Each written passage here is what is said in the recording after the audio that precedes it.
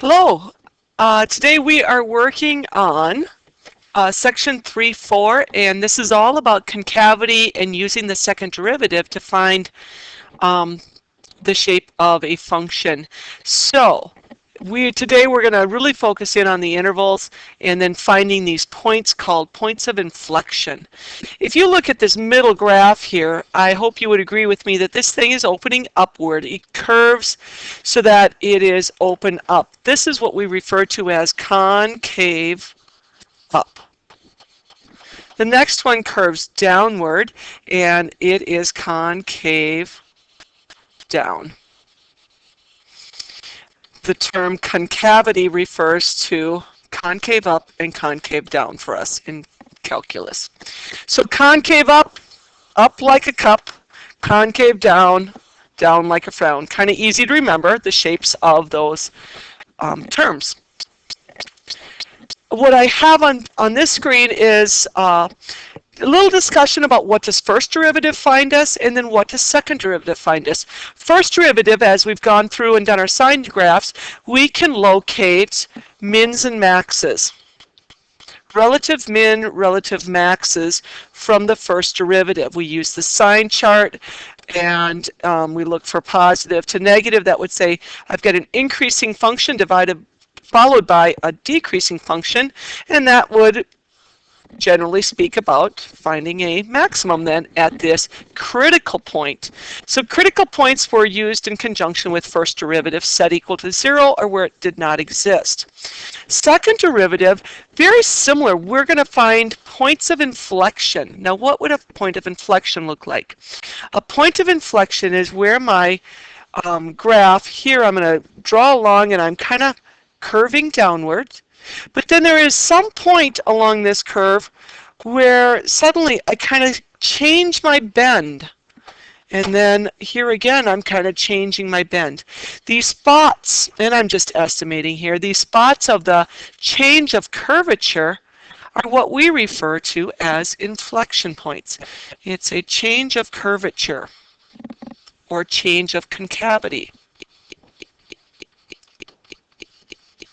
And we will use the second derivative to help us locate where that exactly happens. And then I can also use the second derivative to talk about where I expect the graph to be concave down, as in this green region, and where I expect it to be concave up, as I've highlighted in the pink region here. And then of course here it looks like we're switching back to concave down. All of these graphs that I'm showing you along here have, different concavities. Here I'm concave down, here it's back to concave up. Unlike this third graph here, I had points at which I switched my bend. Here, it's always concave down, and then it very clearly switches to concave up. And this switchover is occurring at an asymptote. So sometimes the second derivative is going to identify an asymptote for us. And you can bet that that's probably going to land where the second derivative did not exist. So we'll watch for that as well. Okay, moving on. Follow me as we play this little game. Let's play the game Guess the Slope. And we're going to be very, very rudimentary about this. But here we kind of look like we're going up and over. So I'm going to say I have a positive slope and a positive slope of, say, 3. And then at this area, okay, it looks like at that point, my slope is decreasing somewhat, but still positive. I reach the top of my curve here, and it's going to zero out. If I put in that tangent line there, it would have a 0 slope. Coming back down this slope, a little steeper than the other side, let's say we have a slope of -2. This area looks steeper or maybe even close to similar. I'm going to say I have -4. So as I trace around this curve, and I've got a lot of lines, let's take some of them off. As we trace around this curve, I notice that I'm going from a slope of 3 to 1 to 0 to -2 to -4. Numerically speaking, those numbers are getting smaller and smaller. They are decreasing. So as we go around this max point, the slope, the F1 values, are decreasing. I went from 3 to 1 to 0 to 2 to -4, and I put greater than signs, so 3 was greater than 1, which was greater than 0, which was greater than 2. The slopes were definitely decreasing. If the first derivative values are decreasing, then the second derivative is negative. It's kind of like the rate of change of the first derivative is getting smaller. It's slowing down, and that would be a negative second derivative. As we go around the min, so I'm looking down here, let's call this the absolute bottom. So slope was 0. Here I had a rather gradual slope. It was negative though, so let's say we had -1 slope, for instance. And then up here, imagine what maybe up and over would be. Let's call it a slope of 2. And then even steeper, I'm on a slope of 3. Well, here my numbers are increasing. I went from -1 to 0 to 2 to 3. It's getting steeper and steeper. The rate of change is increasing. As we go around, we notice the values are increasing. The slopes are increasing, and that means that the rate of change is positive.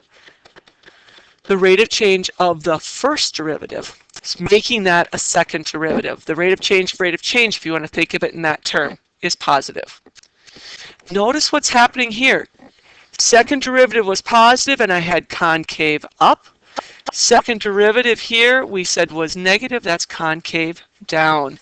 And there is something to that. Matter of fact, there's a theorem about that. Let f be a function whose second derivative exists in the open interval I, some open interval, then the second derivative, when it's greater than 0, and I always put in my head that means that the second derivative is positive, the graph will be concave upward. When the second derivative is less than 0, meaning the second derivative is negative, the graph will be concave downward. Another theorem following that one up, points of inflection. A point of inflection looks like we have a definition almost. If we have some point C, kind of think of those critical numbers, C and then f of C, is a point of inflection on the graph of f, then either the second derivative was equal to 0 or the second derivative did not exist at C. Make the analogy over to first derivative and critical points. We did the same thing. First derivative equal to 0, first derivative didn't exist. That gave us critical points. For second derivative, we call them points of inflection or possible points of inflection, because sometimes they do turn out to be an asymptote. And there you can see on the bottom of the screen here, an inflection point is a point at which the concavity changes. Very important to get that concept at hand. Concave up, concave down. So we're going to do a problem. Yay! Let's take the first derivative, and then it didn't say we had to discuss the extrema, max and min, so let's pass through first derivative so we can get to second derivative. First thing I would do, just to make it easier on myself, is I would distribute that through and just rewrite the function. Now, let's take the first derivative, and that would be what? 4x cubed minus 12x squared. We could stop and do a sign chart and get all the information about mins and max, but today we're really going to focus on second derivative. So go ahead, find your second derivative. Hopefully you'll agree with me on that. So we're at the second derivative. And from that, we're going to find our points of inflection, or our possible points of inflection. Possible points of inflection. And that comes from, if you look at the previous screen, we said, let's take the second derivative and look at where it's 0, and also let's look at where the second derivative did not exist.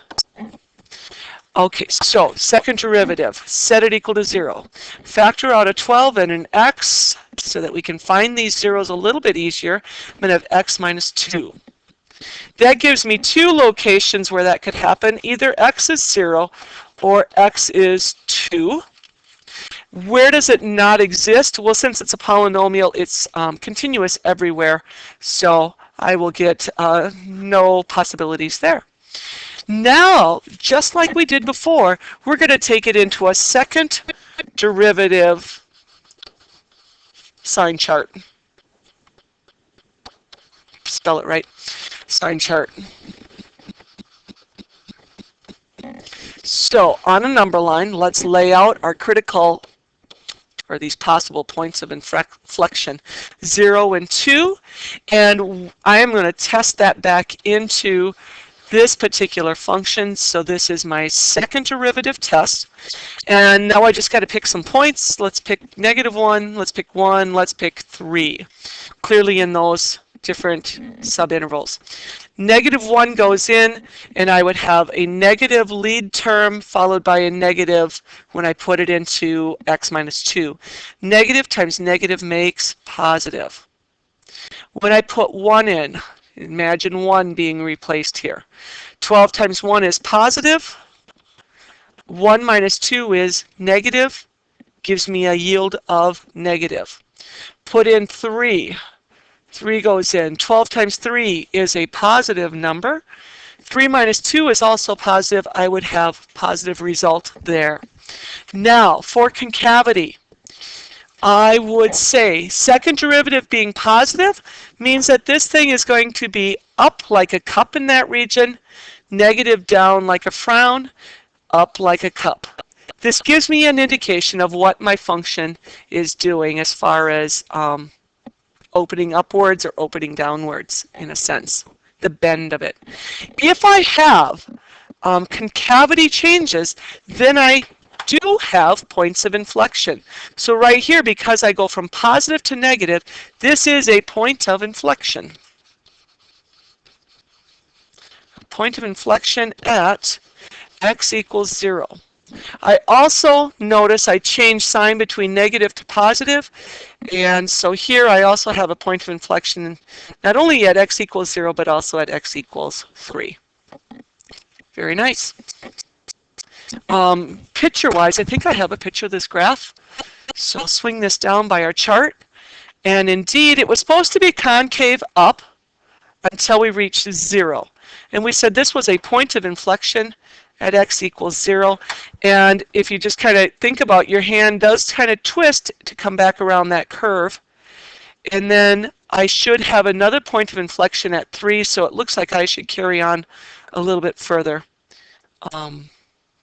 So 1, 2, 3, somewhere out here it should, oh, I'm sorry, it was at 2. No wonder why that looks funny.